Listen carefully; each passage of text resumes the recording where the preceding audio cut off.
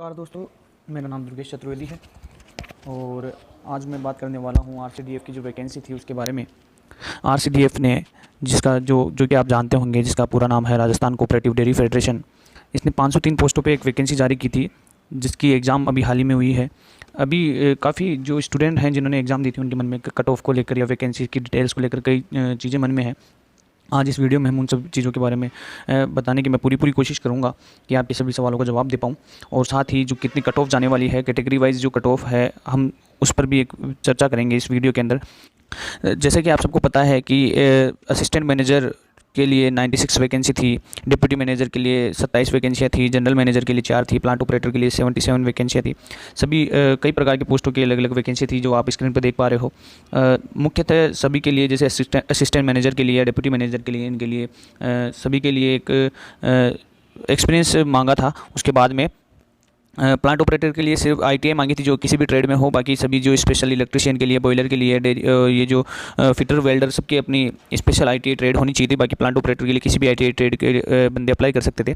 उसके अलावा जो इनकी सैलरी के बारे में काफ़ी उत्सुकता रहती है, जिस एग्ज़ाम को हम दे के आ रहे हैं उसमें क्या तनख्वाह मिलेगी, क्या पे ग्रेड होगा, तो इसके बारे में भी अगर जानने की सभी के मन में रहती है। तो मुख्यतः मैं जनरल मैनेजर की बात करूँ तो आपके सामने स्क्रीन पर दिखने में आ रहा है कि 8200 ग्रेड पे है, जो काफ़ी अच्छा ग्रेड पे माना जाता है।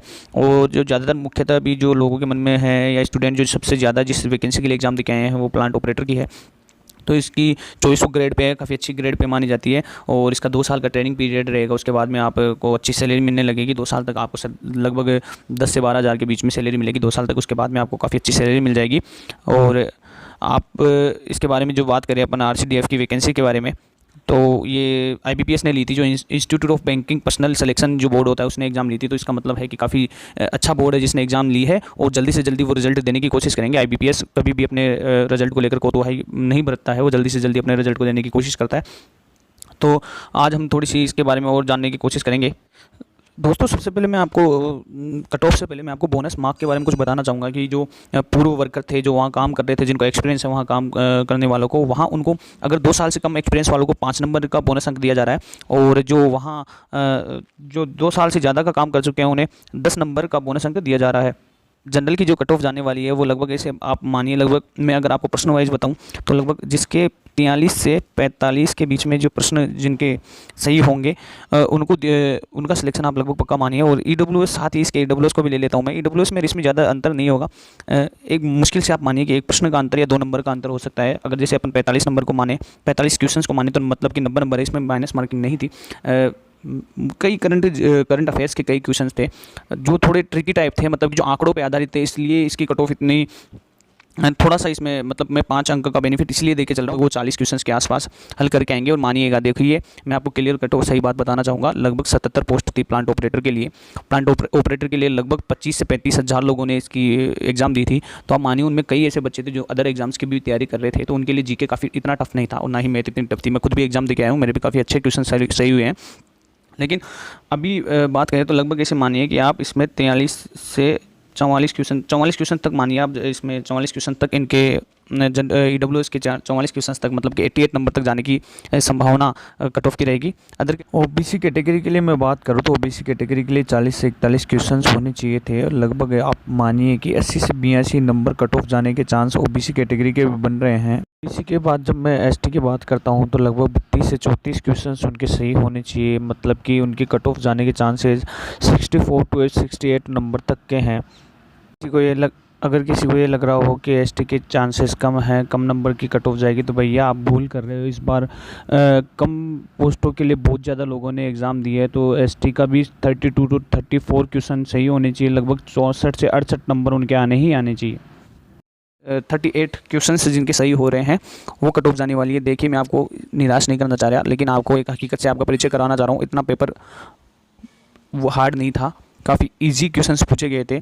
मतलब कि जिन्होंने एसआई की या पटवारी की जो तैयारी कर रहे होंगे, उन्होंने डेफिनेटली उनको कैच कर लिया होगा। उन क्वेश्चन स्कोर काफ़ी अच्छे स्कोर किए होंगे। 77 पोस्ट ही है, 35,000 लोगों ने एग्ज़ाम दी है।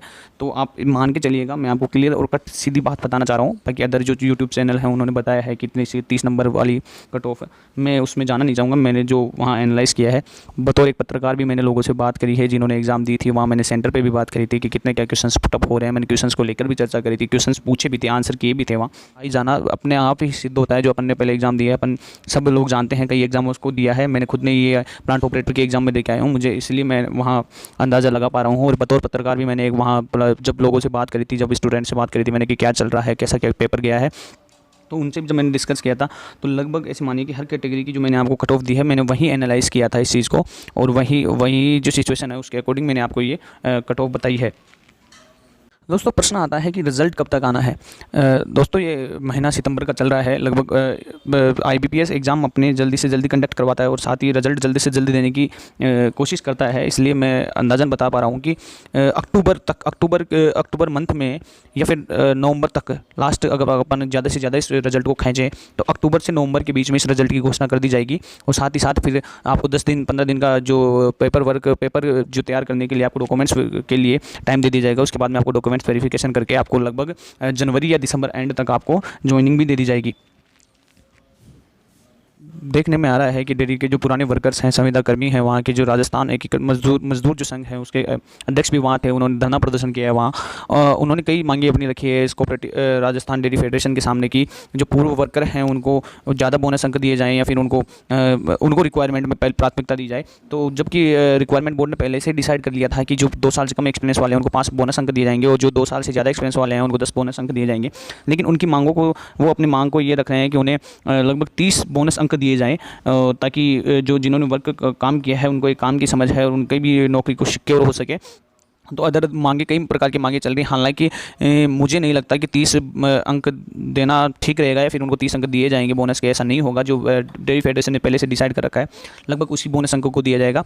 अदरवाइज़ और कुछ नहीं है। आप अच्छे से नई एग्ज़ामों की आने वाली एग्ज़ामों की तैयारी करिएगा और उसके साथ ही आपके सामने जो कट ऑफ है मैंने आपको बता दी है, जो कैटेगरी वाइज कट ऑफ आपको बता दी है। और भी इससे जुड़ी हुई कुछ जानकारियाँ होंगी तो मैं डेली आपको अपडेट करता रहूँगा। बतौर एक पत्रकार के तौर पर मुझे कई प्रकार की जानकारियाँ यहाँ मिलती रहती है, मैं वो भी आपके सामने आपके साथ साझा करता रहूँगा। और जो भी अगर आप इस डेयरी फेडरेशन से जुड़ी हुई कई और जानकारियों को चाहते हैं तो आप मेरे चैनल से जुड़े रहिए, ताकि आपको, और साथ ही आप मेरे चैनल को सब्सक्राइब करिए और बेल आइकन को दबाइए ताकि आपको आगे आने वाली जानकारी उसमें अवगत करा सकूँ। मैं जो मेरे बतौर पत्रकार मैं भी खुद भी इस मामले में नज़र रखता हूँ, साथ ही मेरे जो साथी पत्रकार हैं मैंने उनसे भी बात कर रखी है, जैसे उनको भी कुछ न्यूज़ इसके बारे में मिलती है। कई चैनल्स में मेरे बड़े अच्छे चैनल्स में मेरे कई साथी दोस्त हैं जिन्होंने जो अभी वर्क कर रहे हैं। तो जैसे भी इससे रिलेटेड कोई लेटेस्ट न्यूज़ आती है तो मैं आपको जरूर साझा करूँगा। आप मेरे चैनल से बने रहिए, साथ ही मेरे साथ जुड़े रहने के लिए बहुत बहुत धन्यवाद आपको। अगर आपको कुछ लगता है कि नहीं इससे जुड़ी हुई कुछ आपको लगता है कि कुछ जानकारी जो मेरे द्वारा दी गई है उसमें कुछ प्रॉब्लम है या आप उससे सहमत नहीं है तो आप कमेंट करिए, आप बताइए कि आपको क्या लगता है। उसके अकॉर्डिंग हम आगे भी बात करते रहेंगे। थैंक यू, जुड़े रहने के लिए धन्यवाद।